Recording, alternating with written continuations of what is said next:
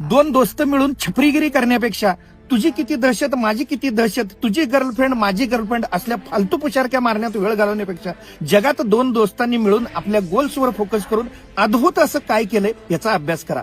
इतिहास साक्षी आहे, ज्यावेळी दोन दोस्त एकत्र येतात ती दुनिया बदलू शकतात. मार्क झुकेरबर्ग आणि माईकनं मिळून फेसबुक बनवलं, बिल गेट्स आणि त्याच्या दोस्तांना मिळून मायक्रोसॉफ्ट बनवलं, ब्रायन ॲक्टॉननी त्याच्या जवळच्या खास मित्रांना मिळून व्हॉट्सअप बनवलं. तुमच्या जवळच्या मित्रांमध्ये नेमक्या काय चर्चा होतात? प्रेम प्रकरणं, भांडणं, भाईगिरी, अभ्यास की प्रगतीसाठीच्या नवीन आयडिया? तुम्ही कुणाच्या संगतीत आहात? त्याच्याकडनं काय तुम्हाला आयडिया मिळते? का नुसताच छपरीगिरी, भाईगिरी, नुसतंच शायनिंग मारायचं आणि आई वडिलांचे पैसे बर्बाद करण्याच्या चर्चा होतात? आज तुम्ही तुमच्या मित्राला विचारा, आपण असंच आयुष्य वाया घालवायचं आहे का? या जन्मात काहीतरी मोठं करायचं आहे? आपल्या जीवनात नेमकं ध्येय निश्चित केलं आहे का? का जन्म फुकट मिळाला आणि फुकट वाया गेला? तुम्हीच विचार करा आणि वेळीच शान व्हा. हेच वय आहे घडण्याचं किंवा बिघडण्याचं.